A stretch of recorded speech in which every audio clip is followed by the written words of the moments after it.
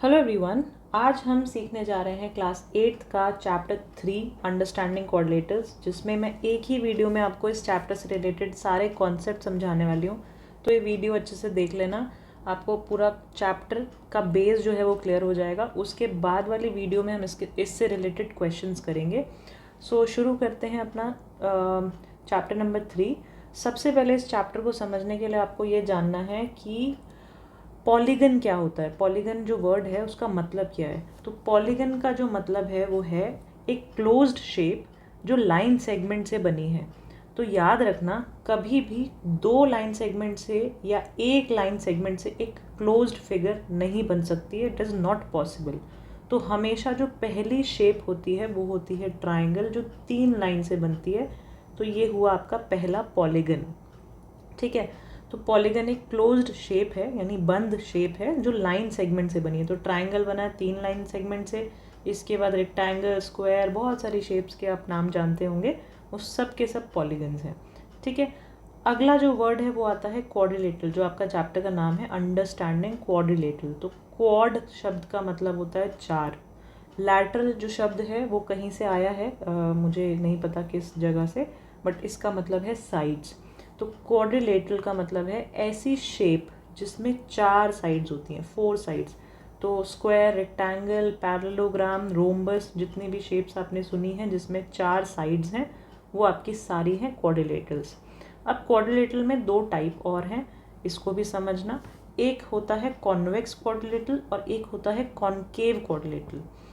Convex और concave आपने science में 9th क्लास में, 8th क्लास में सुने होंगे। Convex lens, mirror, concave lens, mirror, तो ये वही वर्ड्स हैं। इनका यहाँ क्या मतलब है वो देखते हैं। कॉन्वेक्स क्वाड्रिलेटरल का मतलब है जिसकी सारी डायगनल्स जो हैं वो इंटीरियर में बने। अब डायगनल क्या होता है, मान लो कोई भी शेप है, लेट्स से हम ले लेते हैं स्क्वायर। स्क्वायर की डायगनल मतलब इसकी एक वर्टिस को दूसरे वर्टिस से मिला दो, ऐसे ही दूसरी तीसरी वर्टिस को चौथी से मिला दो। तो ये जो लाइंस बन रही हैं शेप के अंदर, इनको हम कहते हैं डायगनल्स। अब ये जो डायगनल्स हैं, अगर जो भी शेप है उसमें सारी की सारी डायगनल अंदर ही बन रही हैं, यानी शेप के अंदर ही हैं। जैसे फॉर एग्जांपल ये फर्स्ट शेप देखो, इसमें मैं डायगनल बना रही हूँ, दोनों अंदर बनी है। ऐसे ये पेंटागन है, इसमें डायगनल्स बना रही हूँ, एक वर्टिस को दूसरे से मिला दो, जितनी भी पॉसिबिलिटीज़ हो सकती हैं सब बना दो। ठीक है, देखो मैंने एक वर्टिस को दूसरे से मिला दिया तो मुझे बहुत सारी डायगनल्स मिल गई। ये डायगनल्स सारी के सारी शेप के अंदर बन रही हैं। इसका मतलब क्या है, ये कॉन्वेक्स क्वाड्रिलेटरल है। ऐसे ही आता है कॉनकेव क्वाड्रिलेटरल। कॉनकेव क्वाड्रिलेटरल में देखो, ये आपकी शेप है, ये आपकी शेप है पहली। इस शेप में हम डायगनल्स बनाते हैं। ठीक है, सबसे पहले डायगनल बनेगी लेट्स से ये वाली, राइट। एक वर्टिस को दूसरे से मिला दिया, इसके बाद मैं इस वर्टिस को इससे मिलाऊंगी तो देखो एक डायगनल आई बाहर, शेप के बाहर है। ठीक है, तो ऐसे शेप्स जिसकी डायगनल शेप के बाहर होती है उसको कॉनकेव क्वाड्रिलेटरल कहते हैं। इसके अलावा इस शेप में भी देखते हैं, देखो मैं डायगनल्स बना रही हूँ तो डायगनल बनेगी, एक ये बन गई, एक ये बन गई। इसके बाद एक मैंने 2 वर्टिस को ये मिलाया तो एक डायगनल फिर से बाहर बनी है। ठीक है, तो ये क्या हुआ, कॉनकेव क्वाड्रिलेटरल। आगे बढ़ते हैं। नेक्स्ट टॉपिक हमें समझना है रेगुलर एंड इरेगुलर शेप्स का। रेगुलर एंड इरेगुलर पॉलीगन बोल लो, शेप्स बोल लो। तो रेगुलर का मतलब क्या है, ऐसी शेप्स जिसके सारे एंगल, सारे साइड इक्वल हैं। जैसे कि एक स्क्वायर, पहला एग्जाम्पल, एक स्क्वायर जिसके सारे साइड, सारे एंगल इक्वल होते हैं। एक इक्विलेटरल ट्राइंगल जिसमें सारी एंगल्स और सारे साइड्स इक्वल हैं। ये सब के सब क्या है, रेगुलर पॉलीगन्स हैं। इसके अलावा इरेगुलर पॉलीगन्स क्या होते हैं, इरेगुलर पॉलीगन का मतलब है जिसकी सारी साइड्स जो हैं इक्वल नहीं है, सारी साइड्स अलग अलग लेंथ की हैं। जैसे कि रेक्टेंगल, फर्स्ट देखो रेक्टेंगल, इसमें ऑपोजिट साइड्स इक्वल हैं लेकिन सारी साइड्स आपस में इक्वल नहीं है, सारे एंगल इक्वल, हाँ एंगल इक्वल हो सकते हैं बट साइड्स भी इक्वल होना ज़रूरी है, राइट। नेक्स्ट आता है ट्राइंगल, स्केलिन ट्राइंगल, जिसमें सारी साइड्स अलग अलग हैं, अलग अलग मेजरमेंट की, ये भी एक इरेगुलर शेप है।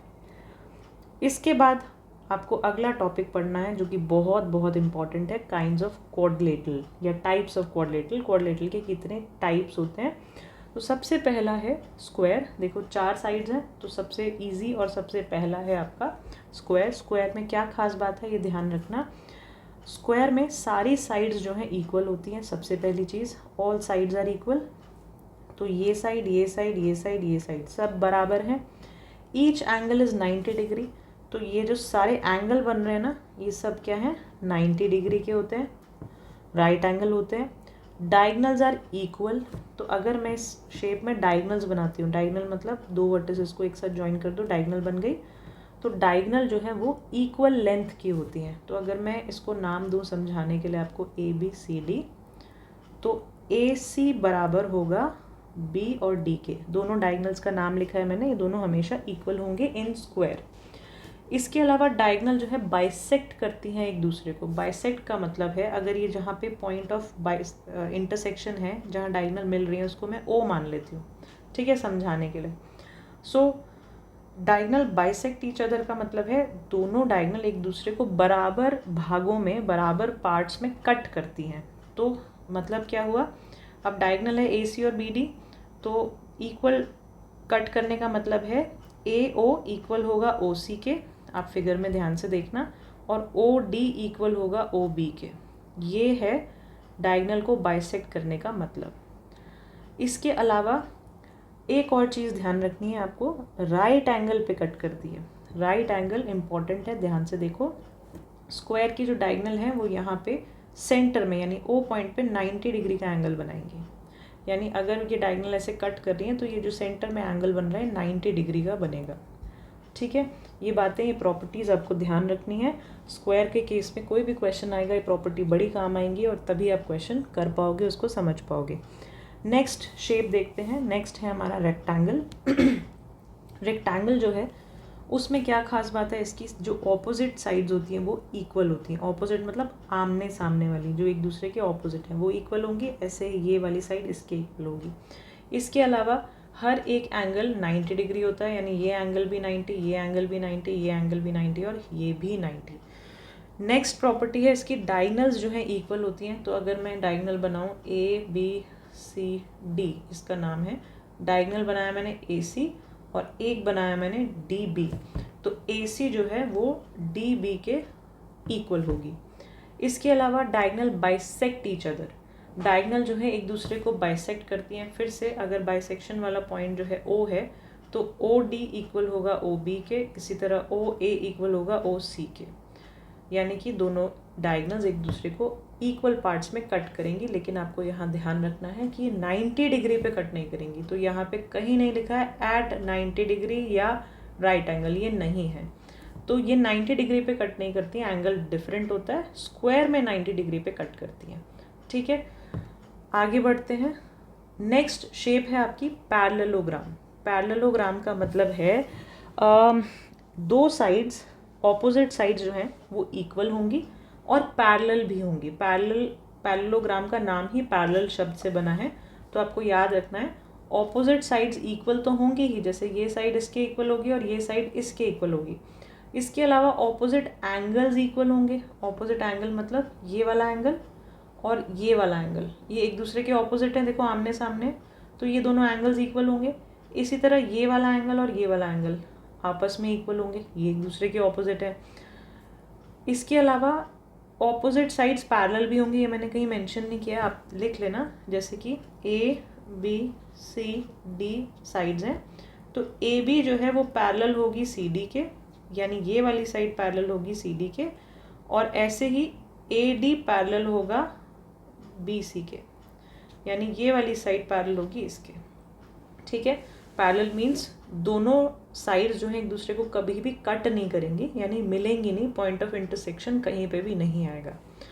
इसके बाद आते हैं डायगनल्स बाइसेक्ट ईच अदर। तो इस केस में भी डायगनल्स जो है एक दूसरे को बाइसेक्ट करती हैं। अगर मैं AC और DB बनाऊं तो डायगनल जो है एक दूसरे को बाइसेक्ट करेंगी। सेंटर पॉइंट को फिर से O ले लेते हैं, तो OB इक्वल होगा OD के और OA इक्वल होगा OC के। ये आपको ध्यान रखना है, डायगनल्स एक दूसरे को बाइसेक्ट करती हैं।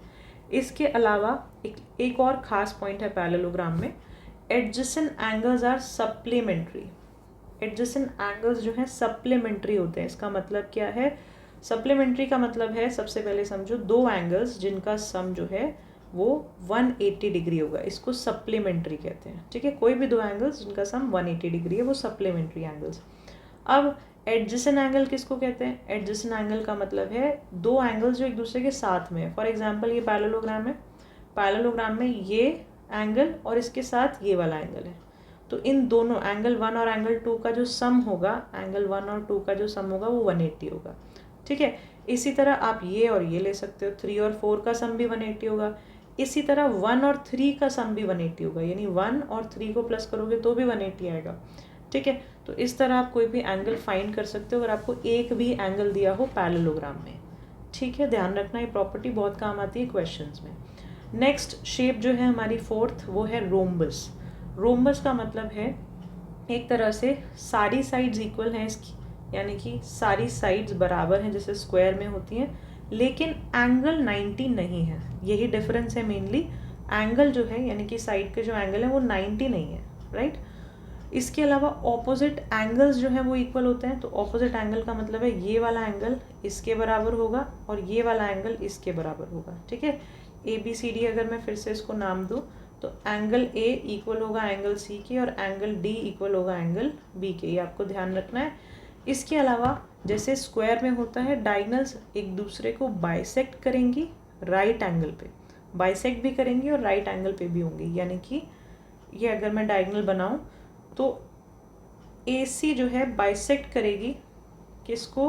BD को at right angle. Right angle means 90 degree. 90 degree पे ये जो बीच में जो एंगल बनेगा O पे वो 90 डिग्री बनेगा। ठीक है, और ये साइड इसके इक्वल होगी, ये साइड इसके इक्वल होगी, राइट। आगे बढ़ते हैं। नेक्स्ट है आपका ट्रेपीजियम। ट्रेपीजियम जो शेप है उसमें क्या खास बात है? अगेन ये क्वाड्रिलेटरल है, 4 साइड्स हैं, लेकिन आपको ध्यान से शेप को देखना है। इसमें एक साइड, जैसे इसको नाम दे देते हैं फिर से ABCD, तो आप ध्यान से देखो AB जो है वो पैरेलल है DC के। ठीक है, यानी एक जो साइड है पेयर ऑफ ऑपोजिट साइड वो पैरेलल होगा। पैरेलल मीन्स एक दूसरे को कभी टच नहीं करेगा अगर हम उसको एक्सटेंड करें तो। लेकिन दूसरा जो है नॉन पैरेलल साइड होगा, जैसे कि AD जो है वो नॉन पैरेलल है किसके? CB के। तो ये जो AD है ये CB नॉन पैरेलल है, इसको मैं एक्सटेंड करूँगी तो आगे जाके ये टच हो जाएंगे एक दूसरे को। ठीक है, तो ऐसी शेप जिसमें एक पेयर ऑफ ऑपोजिट साइड जो है वो पैरेलल होता है और एक पेयर नॉन पैरेलल होता है, उसको हम ट्रेपीजियम कहते हैं। इसके बाद आता है नॉन पैरेलल साइड्स अगर इक्वल हैं, अगर ध्यान से सुनना ये पॉइंट, ये कुछ क्वेश्चंस में बहुत काम आएगा। अगर नॉन पैरेलल साइड यानी कि नॉन पैरेलल मीन्स ये और ये, इनकी लेंथ इक्वल है तो ऐसे ट्रेपीजियम को हम आइसोसेलेस ट्रेपीजियम कहते हैं। फिर से ध्यान से समझो, अगर non parallel side, parallel side की बात नहीं हो रही है, नॉन पैरेलल साइड जो है ये वाली साइड जो मैंने थिक की है थोड़ी सी और ये वाली साइड, ये दोनों अगर इक्वल हैं तो ऐसे ट्रेपीजियम को हम आइसोसेलेस ट्रेपीजियम कहते हैं। ये आपको ध्यान रखना है, बहुत क्वेश्चन में काम आता है। नेक्स्ट और लास्ट शेप है अभी की काइट शेप। काइट पतंग तो आपने सबने उड़ाई होगी, वही शेप है बिल्कुल। इसमें क्या खास बात होती है? इसमें ये वाली साइड AB जो है BC के इक्वल होगी, ध्यान से देखना, AB जो है इक्वल होगा BC के। इसी तरह AD जो है CD के इक्वल होगा, AD इक्वल होगा CD के। तो बेसिकली एडजेसेंट साइड्स आपस में इक्वल होती हैं। ठीक है, सारी नहीं, ये दोनों एडजेसेंट इक्वल होंगी आपस में और ये दोनों एडजेसेंट इक्वल होंगी। ठीक है, इसी के अलावा डायगोनल जो है एक दूसरे को बाइसेक्ट करती हैं एट 90 डिग्री। तो ये बनाई डायगोनल मैंने BD और ये बनाई AC, ये एक दूसरे को 90 डिग्री पे बाइसेक्ट करेंगी। इसके अलावा एंगल A और एंगल C बराबर होगा, यानी कि ये वाला एंगल A और एंगल C ये आपस में इक्वल होंगे, लेकिन B और D बराबर नहीं होते। D थोड़ा छोटा होता है, B और D बराबर नहीं होते हैं, A और C एंगल बराबर होते हैं, ये आपको ध्यान रखना है। ठीक है, ये प्रॉपर्टीज़ की जितनी प्रैक्टिस करोगे क्वेश्चन करना उतना आसान हो जाएगा। बहुत ही इजी है, एक बार आपको समझ में आ गया तो आप कभी भूलोगे नहीं। शेप को बस ध्यान से देखना, प्रॉपर्टीज़ अपने आप समझ आ जाएंगी। एक इस चैप्टर में लास्ट चीज़ और है जिसके ऊपर बेस्ड क्वेश्चंस आते हैं, ये है अगर आपको किसी भी पॉलीगन, मतलब कोई भी शेप दी हो, कोई भी पॉलीगन दिया हो और उससे पूछा हो कि एक्सटीरियर एंगल निकालो, एक्सटीरियर एंगल कितने मेजरमेंट का है वो निकालो, तो जैसे मैंने यहाँ पे एक फिगर बनाया, पेंटागन बनाया, पेंटागन मीन्स 5 साइड्स वाली शेप बनाई है, जिसमें मैंने सारी साइड्स को एक्सटेंड किया और एक्सटीरियर एंगल्स, ये जो वाइट कलर से मार्क्ड है ना, ये सारे एक्सटीरियर एंगल्स हैं, ठीक है। तो ये एक्सटीरियर एंगल बताने की कोशिश की क्या होते हैं, जो बाहर बनते हैं, शेप के बाहर बन रहे हैं। ये जो अंदर बन रहे हैं, मान लो ये वाला एंगल, ये वाला एंगल, ये एंगल, ये शेप के अंदर है, ये हो गए इंटीरियर एंगल्स। एक्सटीरियर का मतलब है शेप को एक्सटेंड करो जो बाहर की तरफ बन रहे हैं। तो ऐसे जो एंगल्स हैं, अगर उनका मेजरमेंट निकालना है तो कैसे करोगे, कोई भी शेप दी हो उसकी नंबर ऑफ साइड्स देख लो। जैसे ये इस केस में पेंटागन है, पेंटागन की 5 साइड्स होती हैं, ठीक है। तो आपको एक फॉर्मूला याद रखना है, छोटा सा फॉर्मूला है, 360 degree upon n means number of sides.